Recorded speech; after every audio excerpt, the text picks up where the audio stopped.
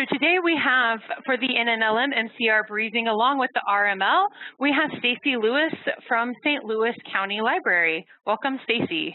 Hello, everyone. Super excited to be here. Thanks definitely for having me. We're excited to have you here. Okay, so again, as Annette had said, my name is Stacey Lewis. I'm from the St. Louis County Library, and thanks for joining us today. This is not just bingo, talking about library services and programs for older adults.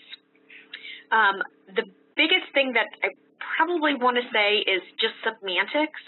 I'm going to interchange the older adults with the word seniors, so just bear with me on that. I didn't get into really, age ranges. This is the wording we should use.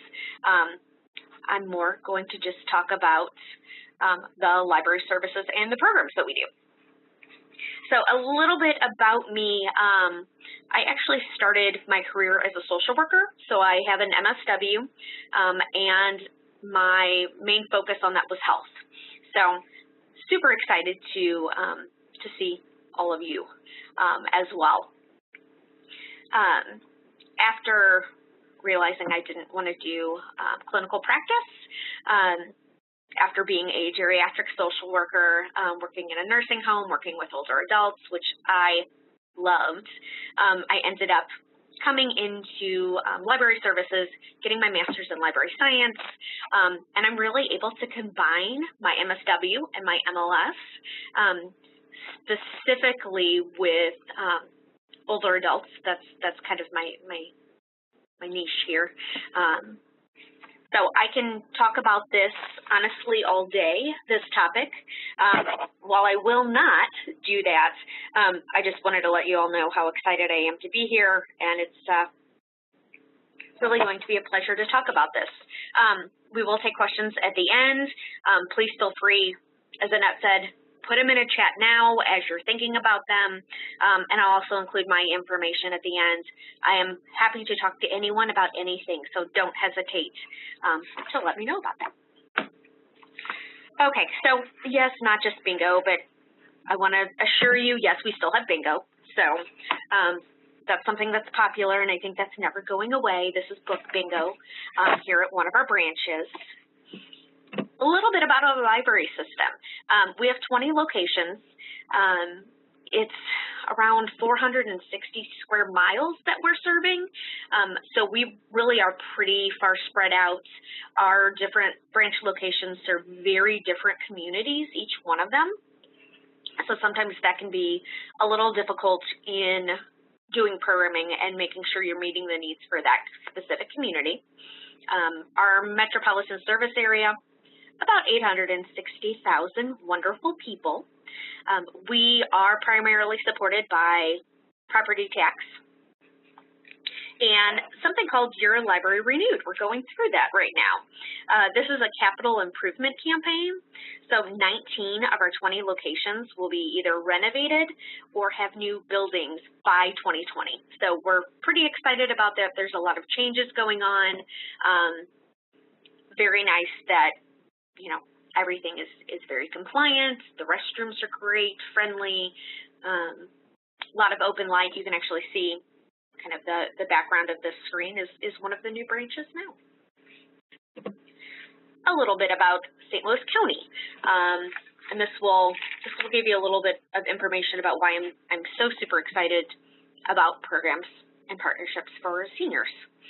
So the county itself is a little under 1 million. Median age is in the 40s. We really do have a strong older adult population here, as I'm changing stuff without meaning to. Recently, the St. Louis County itself is a member of the AARP network of age-friendly communities. And that has come along with an age-friendly community initiative, trying to keep people in their homes longer, make the community safer, and just overall better for our older adults. And they even started a county older adult commission with residents and various business people from the community.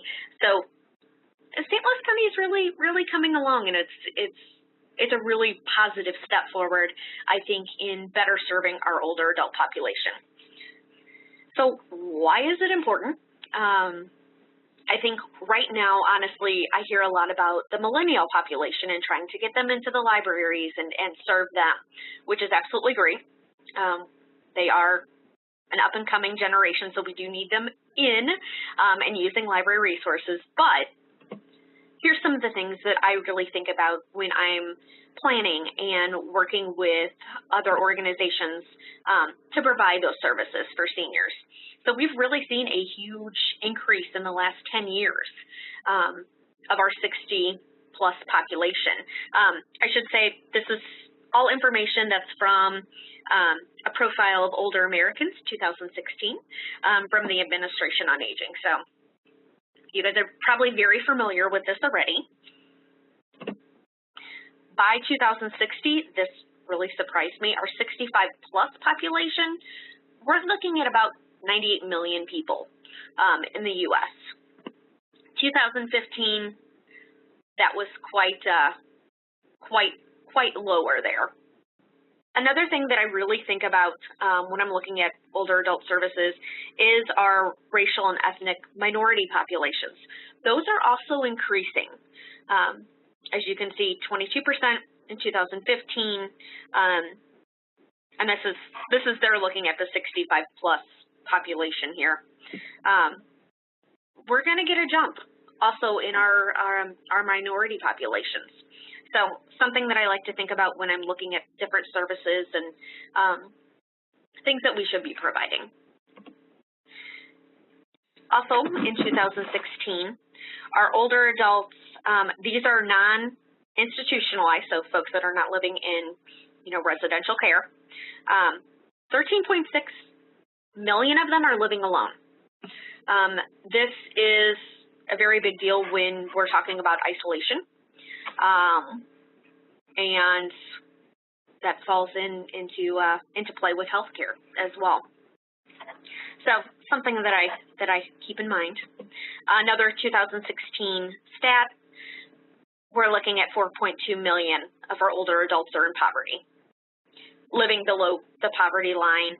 And an additional 2.4 million are near poor, so are between the poverty line and 125% of the poverty line.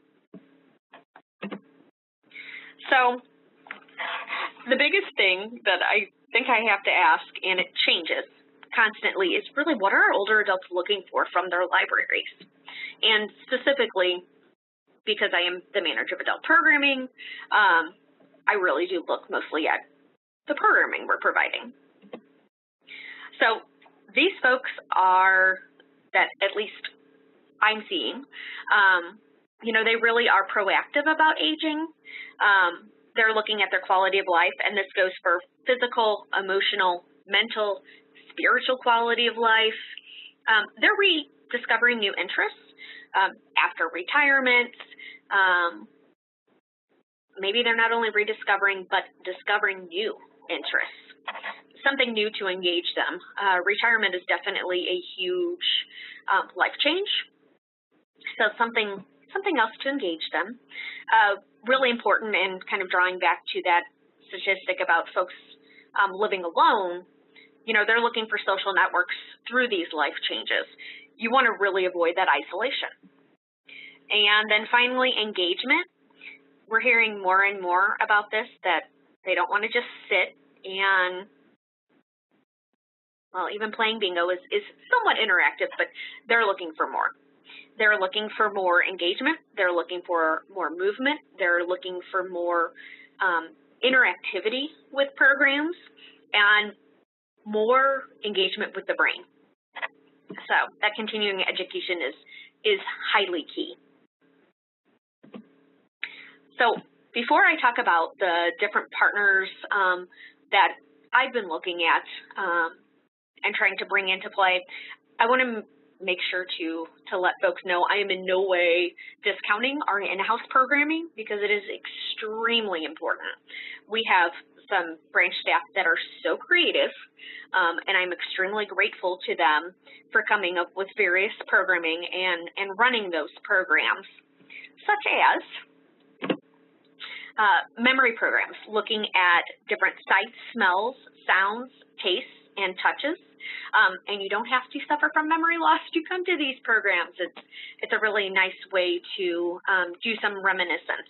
And if anybody is familiar with older adults and a reminiscence therapy or reminiscence programs, this is actually a good way just to engage the brain, even if you're not seeing signs of memory loss. So maybe it's tea, and you're looking at old photos, listening to music from a certain era, smells. It might be, I don't know, shaving cream. It might be leather boots from that time. So just anything that kind of activates and engages. There's also one program that our staff does is the games we used to play. Now this is a picture of life, which I used to play, so I kind of feel like that is dating me a little bit. But stuff like, I don't know, kick the can even. So it's a way to, not only for those older adults to remember kind of what they used to do and when they were younger, but also as a way to show younger generations kind of how things were. Yes, we even do Texas Hold'em. I don't know if anybody else has this issue, but getting older male patrons to programs, if their wives are not bringing them or their partners are not bringing them, it's really, really difficult.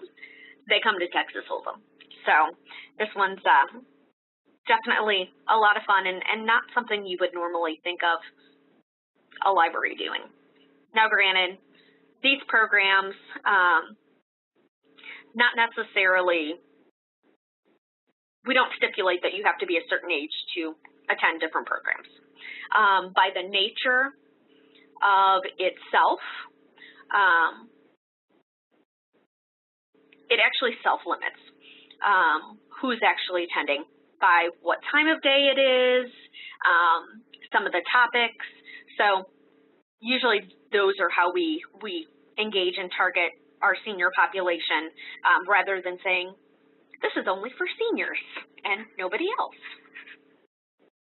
Oh, the gambling question is good. I think they just use chips and not actually any money that was exchanged. And then prices could be like, I don't know, old books or sometimes we have some fun swag that people like. For some reason, even old books, advanced readers copies sometimes can be really, really successful. People really like that. So we'll do like little swag type stuff like that as prizes. You gotta still have prizes, I think. That's just the fun part of it. Okay, so this is actually a quote that was in an ALA article about libraries developing adult programming, senior programming, and services for seniors. And it really is one of my favorite quotes. We really do need to partner and collaborate. We're not in a vacuum, and we can't do everything. We don't have the expertise for every single thing that we would like to bring to our patrons. So just thought I'd share that. So community partnerships really is the backbone of my department. My department, which is adult programming, it's only about 3 years old. So it was actually, I was the lucky one who got to start it. The purpose of my department is really to support not only our branch programming by doing system-wide programs, but also taking on different system-wide initiatives, grants, summer reading club, fun things like that. So I really, really do rely on the community partnerships and not doing it all alone.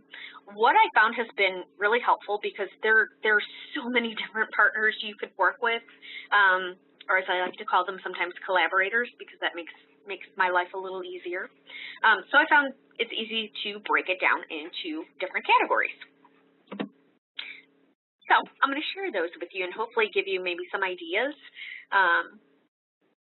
and just different ways to think about partnering. So the senior focus ones, this is a no-brainer.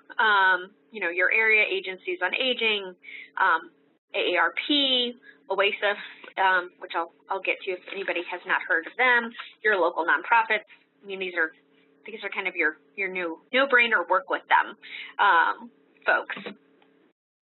So our area agency on aging, so every area has one. They're absolutely wonderful. Ours is Mideast Area Agency on Aging, so you'll hear me say Mideast. So just know that's what that is. In addition to doing programs like Scamboree and talking about how to protect yourself from scams, we also have something called Choice Healthy Living for Seniors. As far as I know, there's no other library system or area agency on aging that is working together for this type of program. This program actually, Mideast won the 2016 Aging Innovations Award from the National Area Agencies on Aging for this program. So we like to think it's pretty fun, pretty innovative. This happens at several branches throughout our system, and you can see these wonderful folks. Actually, I don't see a male in the group. These lovely females who have joined us for an afternoon. There's a presentation or some type of activity. It's usually something that might be health related. We might have a pharmacist come in and talk about, you know, medication management. We might have someone come in and talk about living wills. It might be a healthy cooking class, which is really, really fun. It might be even OASIS, which I'll talk about in a moment, might do some type of activity, I don't know, fall prevention or stretching. So it's not always that, you know, they're just sitting. It's also very interactive. But each week the topic changes. I think they're pretty engaging, and we hear the same feedback that our seniors really like attending this. The nice thing is they are not going to a senior center, but they're still receiving a healthy meal. We do have senior centers in our area, which are absolutely outstanding. I do like to work with them as well, and Mideast actually runs those. So in this case, they're getting a healthy catered lunch from Panera Bread Company, which is outstanding. Mideast takes care of getting the presenters. Sometimes we help out with that, and then also dealing with the lunch. And it follows the same nutrition requirements that are needed for senior center meals. So it's nice because we're reaching people that maybe don't want to go to a senior center, or for some reason or another can't get there, or don't want to. And they're getting that socialization, they're getting that healthy meal, plus they're getting great programming, and they're at the library. So it really is a win-win all the way. This program started in 2015, and we're still rocking and rolling with it. So absolutely love that. As far as the funding, that is all done through Mideast Area Agency on Aging. So the nice thing is the library itself doesn't have to deal with any of that. Now, granted, I would think, and this is something they had looked at about the Area Agency on Aging actually catering the meal as they would in a senior center and having that at the library. So they just ended up going with Panera because that's been the easiest, since we don't have cooking facilities at our library and wouldn't want to do that. So that's a little bit about Choice. It's probably one of my favorite programs that we do, and I'm super excited about that. OASIS. If you go to OASIS, oasisnet.org, it's a little interesting there. They really do focus on promotion of health and healthy aging for 50 plus. They do have 9 full service centers in 9 states, I'm sorry. We're fortunate in St. Louis, that's where they're headquartered, so I get to grab them a lot. And they actually have programs in 25 states total through partnership, so they're worth talking to. This is one of their lovely stretching programs that they're doing. We've worked with them on various things, including Go for Life. I'd imagine probably a lot of you do know about this. It's in September, national initiative from National Institute on Aging at NIH. So we did a fun assortment of exercises and health listening to experts from OASIS to celebrate that. OASIS also provides outcome-based and research-supported programming, fall prevention, diabetes management, chronic disease management, and just overall improved health. So this is a really great resource that we've been able to tap into. They recently got funding, or I guess we're ending the funding now, to have Tai Chi, 26 weeks of Tai Chi, which the research has found that's the length of time that folks need to attend to see the benefits, health benefits. And so we got to do that at the library. And the nice thing is it's no cost to the library because OASIS is getting funding through various sources. So that's been extremely helpful for us. And I mentioned local nonprofits. This is done with Maturity and its Muse. They're a local nonprofit that promotes positive and productive aging through the arts. So one of the things they do every year is celebrating art for senior engagement. And I partnered with Lynn, who is the director of that, of Maturity and its Muse, to bring a panel of notable St. Louis retirees that have really switched gears after retirement, and what are they doing now to still be creative. And that was actually really fun, and we had the St. Louis Showstoppers, which is a senior performing, do a preview of their summer show before that. So we got a little bit of singing and music in there as well. So switching gears, educational institutions are absolutely key in bringing about programming for seniors. So looking at, university extensions, high school teachers, really, I will say any educator. I don't care if you're a kindergarten teacher that is, I don't know, excellent in some field. This could be a possible partnership. So a few that we've done. UMSL, which is the University of Missouri St. Louis. We were lucky enough to work with their gerontology department and Dr. Muser. He does a life review project, and so he brought 3 different sessions of how to do life reviews and how to connect with your family.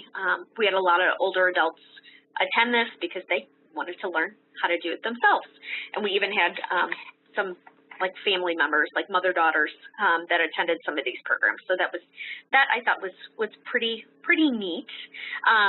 UMSL, and this is also through Dr. Muser, they're starting a senior scholars program there, and older adults, a certain number each semester, get to audit a class, and some of these classes are really interesting, like archaeology, and there's a physics of things. So they're really interesting classes. And then they're also going to have outside meetings to enrich learning. Of course, I asked Dr. Muser, can we maybe do those outside meetings at various St. Louis County Library locations, and then I can talk about the other things that we have that could help adults with lifelong learning. So definitely trying to be as involved as I can with that as well. And that came about just from an initial partnership, which is wonderful. Also, in talking about education, Memory in Motion, this is through Washington University. David Marchant, he's a dance professor, and he brought some of his students actually to an interactive session on how dance can enhance memory. So we started this by doing sessions that were just for folks with memory loss and their caregivers. And then we kind of found that other older adults specifically were really interested in this, and so opened it up a little bit more so that it was really open for all adults. And here's a wonderful photo. David's the only gentleman there in the middle back, and then some of our folks that came and attended. But it was really fun. They actually got up and moved, did some memorizing, and you could see that it really kind of jogged some memory. It was a really nice mini performance, actually. And then, of course, I had mentioned Missouri Extension or University of Missouri Extension. Definitely check out your local colleges, schools. One of our presentations was on legal decisions, and this is always popular, and it's popular for various ages, but I do see a lot of our senior population coming to this type of program. And I did mention any educator. Denise, and I apologize for the graininess, my photo taking skills are not the best, but Denise is a high school music teacher, and she wrote a book regarding her experience of her grandma and how she was able to connect to her grandma who had advanced stages of Alzheimer's, even through music. So she talked a lot about that. She's a definite advocate for the Alzheimer's Association and even performed a little bit at the beginning, but in talking about how music can really enhance that memory and make that connection. So any educator could really be a good partner. So looking at our arts and cultural groups, and this is cultural leaders. I did put local artists on there twice purposely, and I'll actually tell you why. They're great to engage. So a few arts and cultural groups and individuals that we have worked with.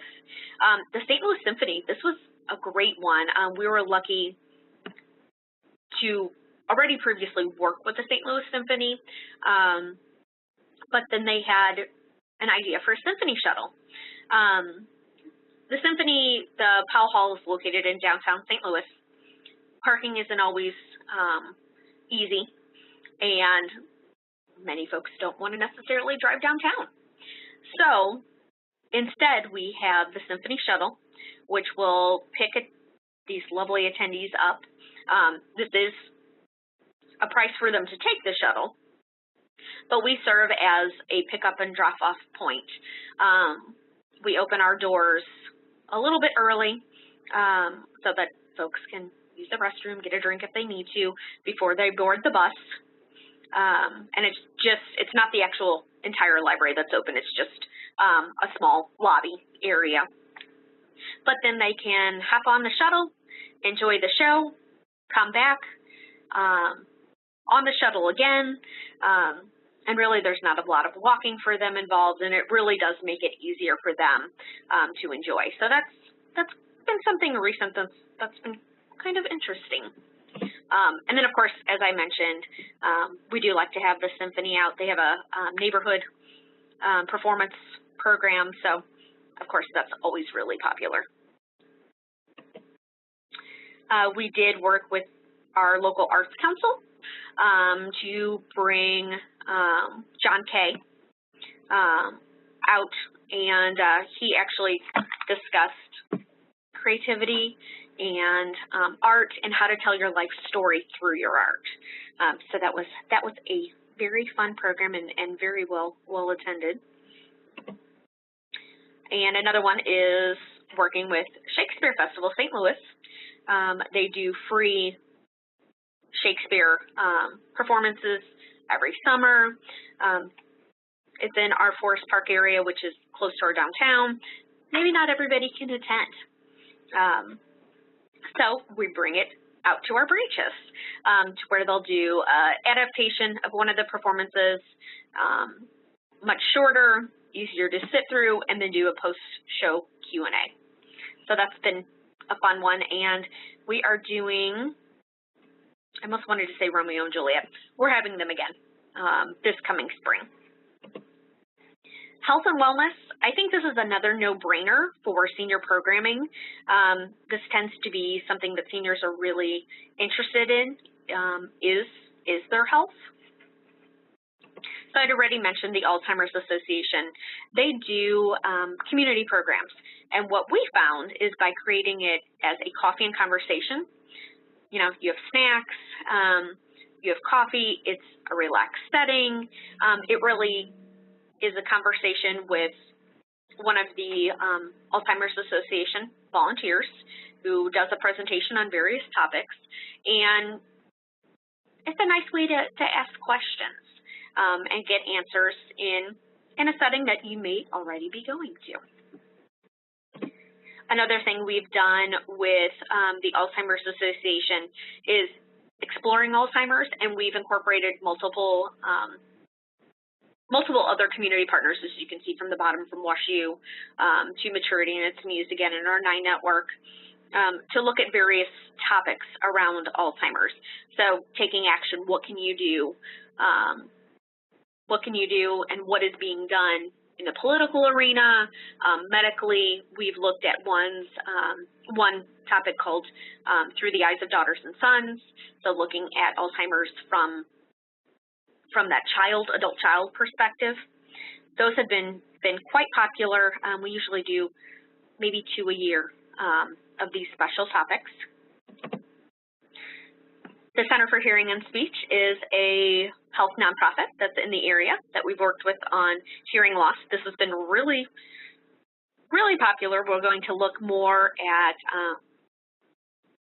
looking at how hearing loss can affect memory and aging, and also how to take care of your hearing devices. So I think those will be really popular coming up this year. We've worked with our Visiting Nurse Association to talk about vaccines, and they even did flu shots at the library. And then, of course, your local fitness gurus. I had somebody that taught Tai Chi, and so she did 4 different sessions, and as you notice, they're during the week, they're at 1:30. That's usually a good time for seniors. But Tai Chi is it's a very gentle form of exercise, so this was really good for folks to experience.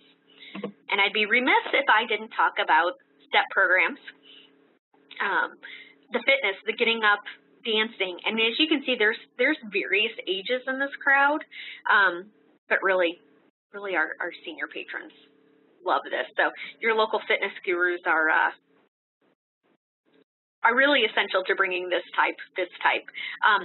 Some folks we do actually, as I just saw that question pop up on the screen from Emily, some folks we do pay for. Each branch has a programming budget, and my department actually has a programming budget as well that I can help supplement as needed. I think like everybody else, I try to get as much as possible for free when we can, in order to be able to stretch that budget. And we do have folks that will come and teach for free, which is even better, I think. So looking at another category, social services and government. We are lucky in St. Louis, within our Health and Human Services of St. Louis County. We do have a county older resident program that I do work with them quite extensively. And again, looking at Parks and Rec and your local social service nonprofits to work with. A few of ours, I had mentioned working with the County Older Resident Programs, CORE, and we jointly did with OASIS to do a walkability program that actually helped the county assessing pedestrian safety, but really a lot of our older adults came to this and were quite interested in taking part and having a voice. We've also done disaster preparedness. Again, this is really good for any age, but CORE did focus a lot on their Access and Functional Needs Registry, which provides additional assistance for older adults and folks with disabilities during a disaster. And even our St. Louis County Parks. We had somebody come out and speak on Women's History Month during March on the Nurse Corps. And they brought different artifacts and uniforms. And so that was also a really great way to engage older patrons, some of which actually remember this. And again, looking at the time that we did it, that 10 a.m. is really a sweet spot, I think, for programming for older adults as well that we have found. Sustainability and greening is kind of a new hot topic for us that we've really found. So looking at your local societies, your local Rose Society, for example. For us, it's our Herb Society. Wonderful programming. Sustainable organizations, different gardening groups that might be willing to come in. We are fortunate to have 3 community gardens at 3 of our different branches. You can see these folks working on a raised bed. This was done through a grant with Gateway Greening, which is here in St. Louis. A lot of our gardeners are older adults, and they really do enjoy being able to get outside for programs such as this one. Matt is the wonderful gentleman from Gateway Greening in the hoodie there, doing a program outside. But they're really, really interested in kind of those different topics. We do have a sustainable backyard tour that happens in St. Louis. It's free for folks to go and tour these backyards a certain day of every year. And we were able to work with them to bring in different speakers about sustainability topics within an urban environment. At the same time, it was also a nice promotion for the Sustainable Backyard Tour. So that was a huge win-win, I think, for both organizations. Project Polliner is another initiative that is done with the St. Louis County Parks, the Butterfly House, the library is involved, and really focusing on how to raise awareness for our pollinators. And then, of course, getting folks outside has been something that they've really, our senior patrons have showed a lot of interest in. This one, fortunately, was a really great intergenerational program to where Great Rivers Greenway, we have 2 branches that were very, very close to a greenway, which is a wonderful paved path and wildflowers. They're just really great interconnections throughout the St. Louis City and County area. So someone from Great Rivers, was able to come in and talk, and then we went for a walk on the greenway to talk about it. So also really fun to kind of get people outside of the library, well, hopefully inside the library and then outside the library. So I'm going to switch gears a little bit and talk a little bit about kind of what I think are my best practices. I like this photo in that sometimes building those partnerships, those community collaborations, the building is not so hard. It's keeping the walls up after you build that can be the really challenge.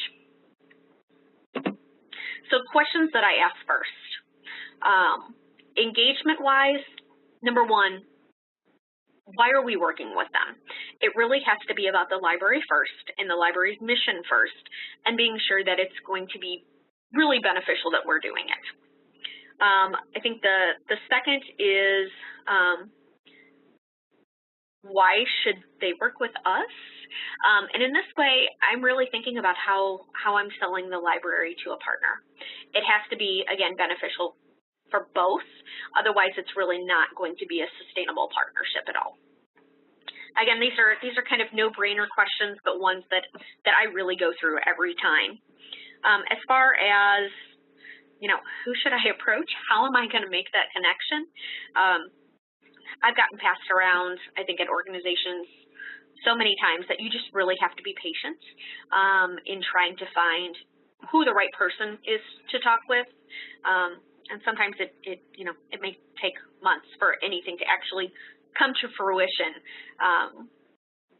But sometimes it's as simple as sending an email. I might see the website or an interesting article about an organization that's doing something that I'm like, oh, we could possibly work with them. You know, I wonder how. I wonder if they would be interested. It might just be the, you know, info at newcommunityorganization.org, and I just shoot an email to them. As far as how I introduce it, I'm pretty short, sweet, and very open in what I'm looking for. It's as simple as, you know, hi, my name is Stacey. I'm the manager of adult programming at the St. Louis County Library. I saw that you were doing this really neat topic of X. You know, I wonder if there's any way that our two organizations might be able to work together. It's something as really as simple as that, is just going in and making the ask. Sometimes I don't even really have a solid idea, but I'm just looking to see if they would be interested in brainstorming. Or if I have a solid idea, you know, I'll flat out say, you know, would you be able to send a presenter, or would there be anybody who could present on a certain topic? What I do like to do with older adult programs in particular is going beyond the book, or beyond those traditional senior programs. You know, our book clubs, which I used to run the mystery one, really I think it was all retirees, all older adults, and it's great, but what else can we provide in addition to that? So the Beyond the Book is actually a really fun one that our Thornhill branch did in collaboration with County Older Residents Program, CORE. It's not only the book, but then it's also some other educational topic along with it. So it just enhances the discussion that much more, and they're learning through literature and then a little bit otherwise too, you know, hand or foot reflexology. That's kind of fun. I would enjoy that as well. So I definitely like to focus on lifelong learning. That seems to be key for the senior population, especially as our boomer generation is getting older. They're not wanting the same thing that, for example, my grandparents may have wanted, or their parents have wanted, their grandparents have wanted. We really need to start adapting and coming about with more engaging programs. And lifelong learning is definitely one of those. So, you know, new interests, continuing education. Science in St. Louis is an example of that. We work with a PhD student from Washington University. Thank goodness she luckily reached out to me for this, and this has become a monthly program now, and in our adult programming is probably the most widely attended. Sometimes we'll get attendance in the 30s. We've got upwards of 200 before for one of the programs.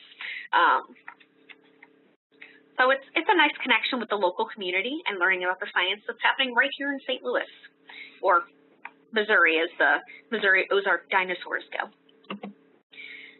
I look really at cultural engagement. Michael Castro's the individual that's speaking. He was the St. Louis Poet Laureate, and he was accompanied by some wonderful instrumental music. This was in partnership with UMSL, our University of Missouri St. Louis, and it was a nice way to engage culturally. We Are St. Louis looks at St. Louis in different ways, exploring different identities, really trying to essentially bring our community together to explore and celebrate diversity. So the lovely instructor here in yellow is one of our Latina, or the Latin community here in St. Louis. She is one of the primary, I would say, supporters of culture. And so, yes, we have a lecture, but then we also make people get up. Some of our seniors, I don't think, were as excited about getting up and dancing. I think active and engaging programming, and again, local artists, this is key. Learning new skills and even providing intergenerational experiences. You can see there's there's a young lady in this program. This is Paint Like Monet. These folks are not professional painters or artists. We have a instructor that comes in and kind of teaches them how to have fun with drawing and painting. I can't believe the smiles on the faces that I see from this. It's really great.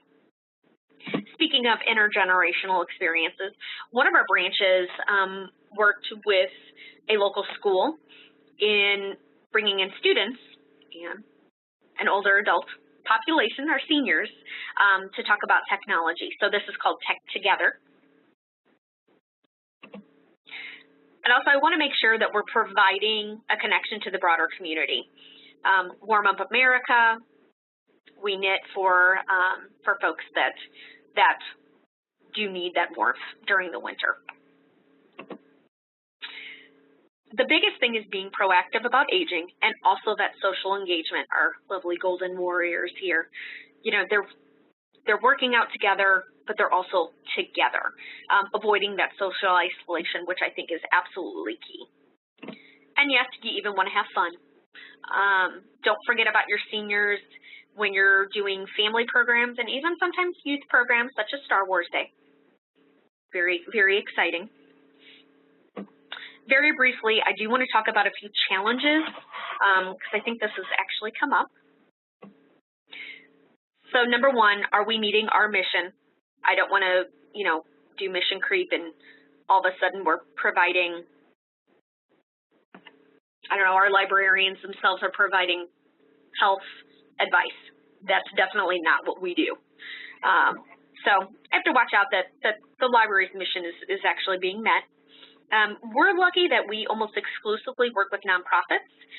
For me, this eliminates any conflict of interest. I don't want any selling to happen to my attendees coming to programs. That's not why they're coming. They're coming for education. And usually the nonprofit partners will vet the for-profit presenters, which is absolutely great for me. Definitely want my publicity to be clear, but it is ultimately a library programming. It's happening in the library. My attendees are going to say, oh yeah, that's a library program, even though it might not be us presenting. So need to definitely watch and control the overall message. Logos are key. Buy-in not only from my administration, the board, but also from my adult patrons. Sometimes they don't like to try things new.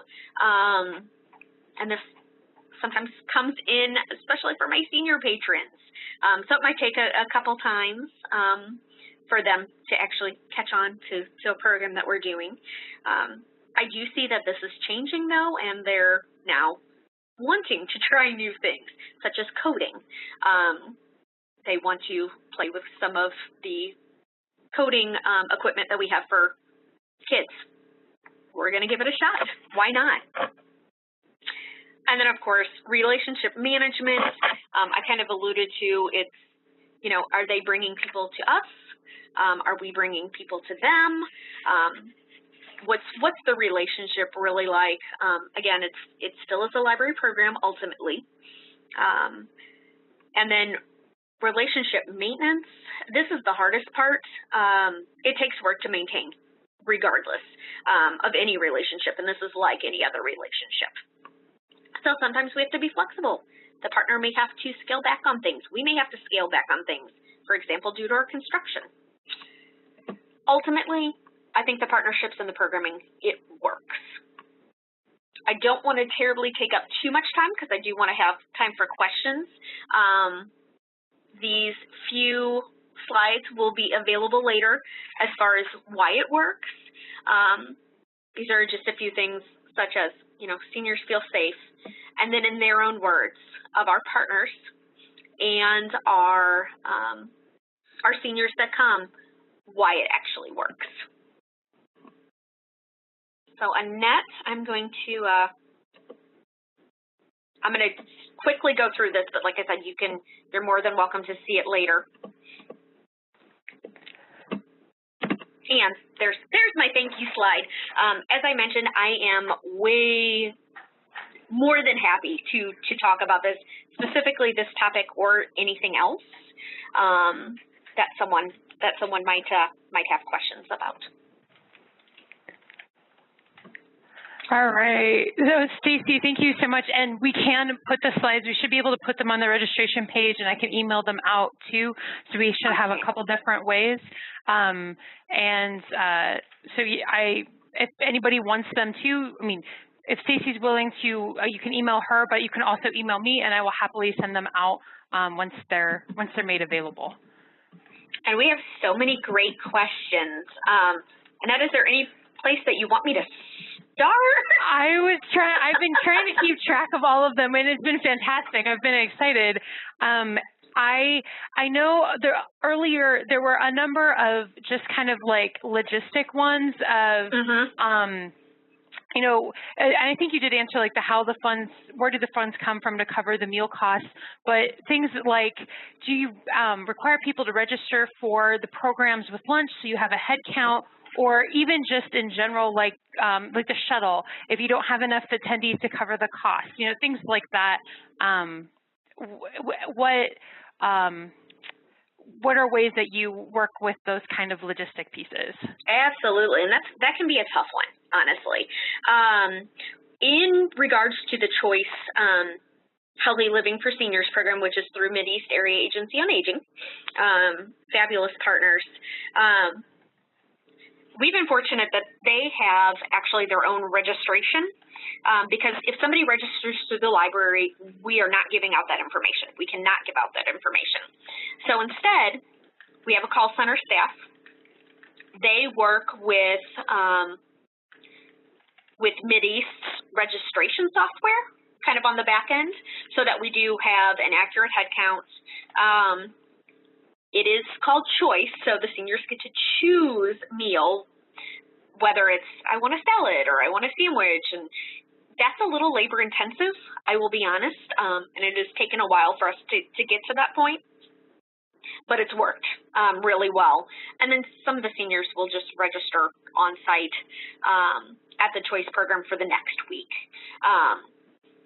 If they do have meals left over, again, it's donation based for the seniors, so they pay. Some people can't pay for the meal, and that's okay. Some people may pay $6 for the meal. That's okay.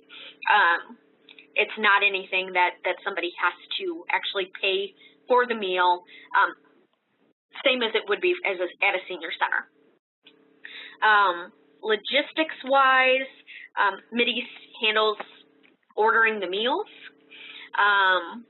Registration, I don't think I've ever had less than like 8 people for a lot of these programs, so that hasn't really been an issue. The biggest issue has been getting people to eat their meals and socialize afterwards, which is what we want them to do. Some of them like to just grab their meal and go, which is fine. At least you're coming. For the Symphony Shuttle, that is actually done through the Symphony. We're basically serving as their partner pickup point. And again, we're getting into, I think it started out in the teens, but it's not necessarily something that we have to worry about and fund. And the shuttle's been popular enough that they've been able to still have it. I did see one question. Sometimes the light refreshments, that's something that either, if the branches have a coffee maker and something that they can just easily get cookies or something out of their budget, either that, or if it's a larger program and something I'm doing, we would pay for that out of our budget. For example, my department, we got a big Carafe coffee maker, and we can just kind of use that over and over. So I'm looking for some of the other ones. These are such good questions, you guys. And one that was, and you kind of answered this too, so I'm looking for some of the partially answered ones, was days and times, if I'm not mistaken. You mentioned like 10 a.m. was a good one, and also early afternoon seemed to be some of the better times. Yes, absolutely. And specifically, okay, well, really once we get into like Thanksgiving and now, the winter holidays, attendance kind of falls off unless it's like decorating for the holidays. That works really well. But attendance tends to fall off. Definitely for our seniors, they don't like driving at night, and I get that. So I do try to make things either in the morning, which tends to be the most popular, or early afternoon. Or if we're going into the evening, usually I'll look at the summer months more for that, where it stays lighter later. But that tends to work best for us during the week in the mornings. And another kind of similar one was, and again, you've touched on this a little bit, of attendance at the programs. I think you mentioned the lowest you think you've had has been 8, and you've gone anywhere from the 30s is pretty normal up to 200. It can be such a huge range, and I think that's the one thing I struggle with, honestly, in working with 20 different locations, and they're all so different. They could be 5 miles away from each other, but the 2 branch communities are so different. So, and really, I rely a lot on the branch managers to tell me, okay, what's going to work at your branch, what doesn't, and I absolutely believe them. I mean, I would say for the choice program, I think usually it's 8 has been about the lowest. For some of the programs like the Alzheimer's Association, one of the coffee and conversations, I think we had 3 people. So the way I look at it is if even one person is getting the information they need, that's a good program. That's a win. Now, I also look at with the branches, okay, why didn't we get more people? Maybe is that just not a topic that is of interest for that particular community? Was it raining? Was it too nice outside? Was it snowing? Was the World Series on? So lots of different factors. Sometimes it really is just throwing something against the wall and seeing if it sticks. Well, and that actually leads me to one of the other questions too, was how do you discover the topics or come up with them? What are in ways for that, for people to kind of do the idea generation and something that will stick? Absolutely. One of the things I do is really rely on our branch staff, because they talk to our patrons all the time. They interact with them all the time. So I might send out a survey to our staff among our 20 locations and say, okay, what have you heard that people are looking for? And it could be a simple Google survey, which is usually what I use. What are people looking for? What comments are you hearing? And then just in general, what works best at your branch? Crafting might be uber popular. Well, great. I might want to bring in the Herb Society and talk about decorating with herbs for, the holidays. Other things I should say, at some of our programs, we will do surveys at the end to see, like the Science in St. Louis, since that is grant funded with WashU. It's, what other topics are you interested in learning about?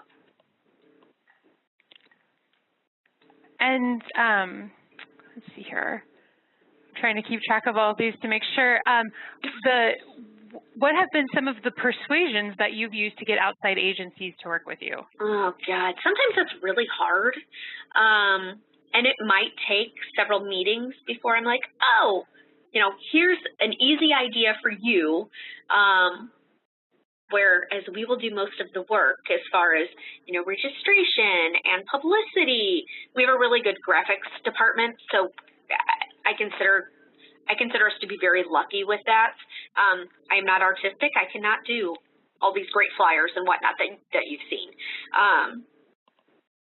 So I usually rely on the persuasion of promotion of an organization.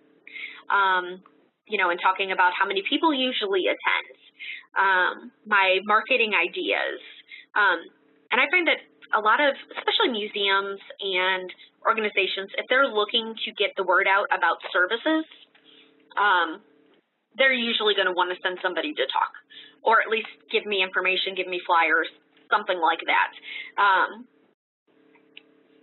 A friendly face, a friendly smile, and lots of networking. I try to go to as many different senior organization groups as I possibly can, where there's providers, and other folks that do work in the industry. That's helped a lot. And I want to just double check with you. If you're good to stay going and answering questions, we're recording this, and we will put the recording up, so anybody who's having to duck out, we'll make sure that you can hear the rest of the questions as they're being answered, as well as Stacey's willing to answer questions. Yeah, no, I love it. I love it. Let's see here. I had a few that were similar here. Does your library work with senior living communities and the memory care on site? And there was another one with, do you work with any memory care communities? Absolutely. And I'm guessing in the memory care community itself. Absolutely. And the answer is yes. So we have a separate outreach department here that has senior vans and specific staff members that work with senior outreach. And so they will go, you know, and visit those skilled nursing facilities, memory care units, residential facilities that they actually go to. And then they'll go and do presentations, or they'll do memory programs, or, you know, book talks, or things like that outside of the library itself. I should also say that our branch staff do outreach in their local communities as well.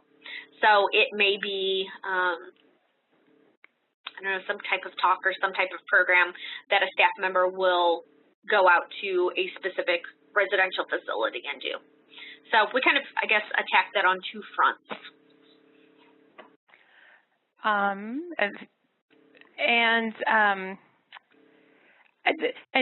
kind of related to that, how do you avoid duplication of services? That's really hard. I'll just say that can be really hard. In the 3 years that I've been doing this job, I think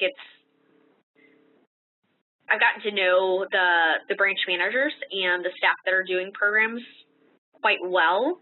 And so yes, while they're still doing kind of their own thing, I'm still being very careful about where we're putting things in the community, and when, in that I'm not going to put a program at a branch, you know, 5 miles away from another branch that's having it the day before. As far as, is there another meaning to that duplication of services? I guess I'm also wondering.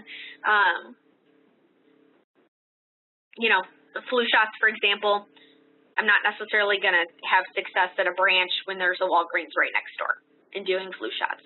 So looking really at the community and what the community has. One of our branches has a YMCA right next door, so, you know, some of the exercise programs, not as successful. To whereas more of the local history really is. It's been a lot of surveys, it's been a lot of branch visits, it's been a lot of talking to the community partners about what they see and what areas they see a need in, and just a lot of research and a lot of data gathering. There's no, there's been no easy way with that, sadly. Hopefully that answers that. I believe.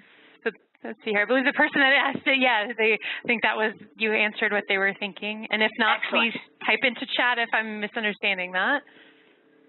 And I think there's been one more question here. I'm trying to make sure. You've addressed the kind of getting seniors to attend programming at particular branches of how they're all different. They are. And different things work in different places differently. And sometimes it is by trial and error that we learn. And not to ignore John Bramble, colleague's question, I think he was being maybe slightly sarcastic and funny at the same time. Can you use your winnings in poker to pay off the book fines? God, that would be great. that could actually be kind of a fun incentive. Oh, no, John, no apologies needed. I like that. I just wanted to make sure and save that one for its appropriate time. I love that one. I don't know, John, that gives me an idea. This is how ideas get generated. I love it. And then Mercedes asked here about your management. I'm guessing here at St. Louis County Library, do they feel like you're doing things that are already being done and not being supportive of your efforts?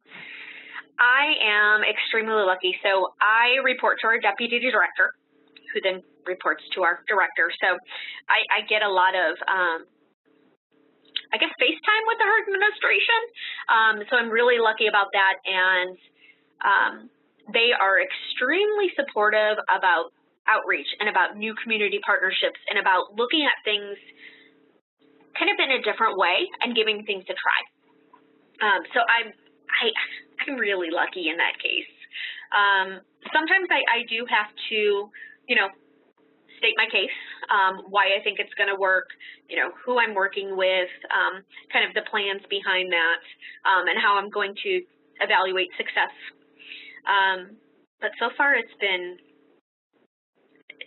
really good to work for the administration that we have.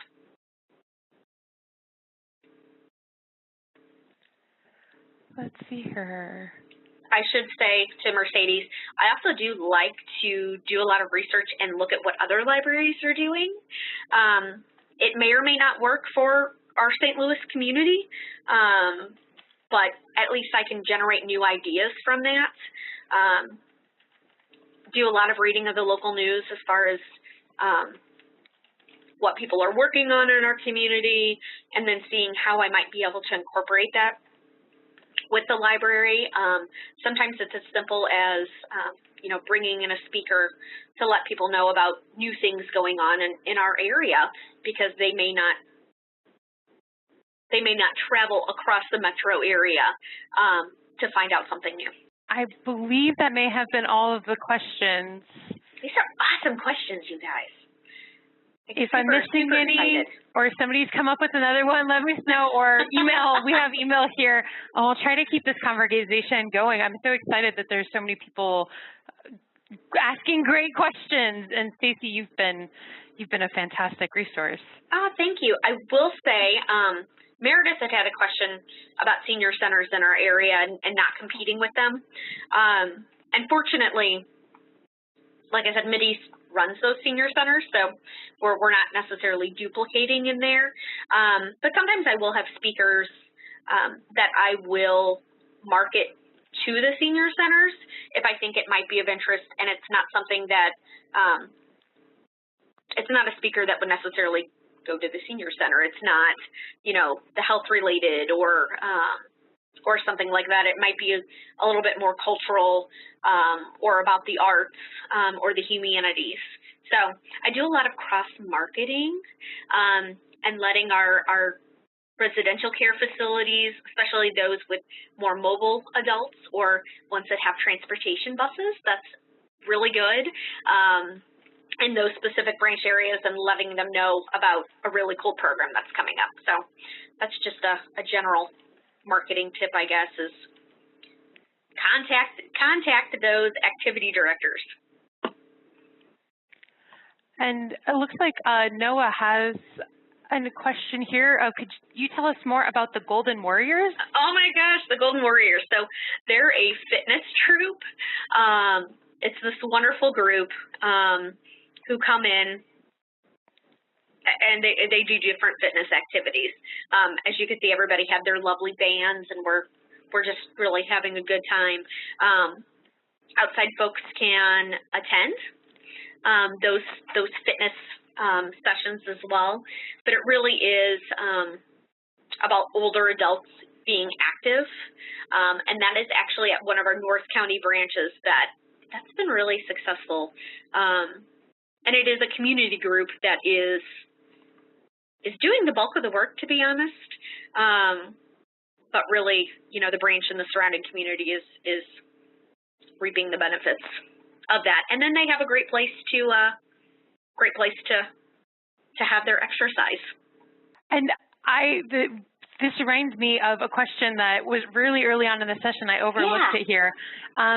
There was one of our attendees had said, I know you said you use the words interchangeably, but is there a preference to say older adults rather than seniors, especially for like a programming calendar or marketing?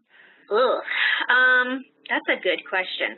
And I've actually, I think in titles, Seniors is a little easier to say. So I've seen, like, our youth services department has these giant games, like a giant Jenga and checkers and things like that, that one of our branch staff used that, and it was giant games for seniors. Super popular, super fun. Adults really like to be kids too, so that hasn't ended. So I mean, at least in mine, I would probably use seniors in the title, but then, you know, use it even interchangeably with older adults, depending on, a lot of it is depending on the community partner I'm working with, and kind of their preferred language as well. I did a little research on this myself this last year, and it seemed to be so different based on what community you're working with, because I've seen some that were sort of offended by seniors, some that were offended by older adults, some that were offended by retirees because not everyone was retired. And like, we've ended up doing like a 65 plus in order to get kind of, but then that's just an awkward thing. It is. And that's when it's like, well, you know, I still feel like I'm a senior because I'm, you know, AARP, I've got my AARP card, and, you know, or I'm 60 plus. Well, why can't I?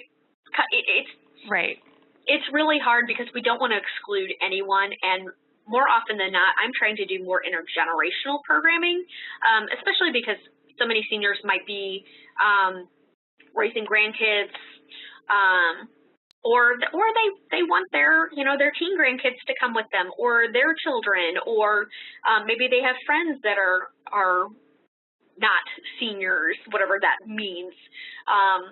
So really, I think it more, I try to use more of the times of day, days of the week, and more so the topics to lean towards senior programming and to really promote senior programming and senior health and wellness and library use, all of that good stuff, rather than trying to specify who should come, if that makes any sense. Yeah, that makes sense, and I thank you for sharing that too. Sometimes the easiest thing to do is not worry about the labels and keep them out. Right. It will. Those that are interested and those that are interested in the topic, great. Any other? There's been a couple of questions, I will say, on my side from the evaluation part of it. This is a breathing session, so when you see that, we don't do MLA CE credit for this session. However, I know there are some who are doing like AHIP or some other specializations or certifications for their classes, and I can send out an email when I send the slides saying thank you for attending today, and if you need something more formal, let me know at that point. But I just wanted to, I know there are a couple people asking about it. We don't do our MLA CE for these specific sessions, though I think this one could have tripped the trigger, and if I could do it retroactively, I totally would have done that. But I do thank you for all wondering about that, and if you just need some kind of proof that you were here, I will send that out when we send the slides and things like that. This has been great. I mean, we went 17 minutes over time because people have been so excited, and thank you guys. 46 of you stuck with us. That's awesome. I thank you so much. I'm going to go ahead and stop the recording. Oh, I will say before that, I do forget to do this so often. NNLM has a ton of these kind of things going on, different, geared toward different librarians, different populations, but also, like Stacey said, with some of the other things is anyone is welcome to attend and join in on our trainings. So I put a URL to see what else is coming up. We do have one here at the end of the month that is health science, very research specific, but there are plenty of others also in the programming, and so that's part of the reason I'm sharing the training link so you can easily click on that. And if you like this session too, we'll return after the new year with another briefing on that third Wednesday, and details will be coming out on our website about that. Thanks for watching. This video was produced by the National Network of Libraries of Medicine. Select the circular channel icon to subscribe to our channel. Select a video thumbnail to watch another video from the channel.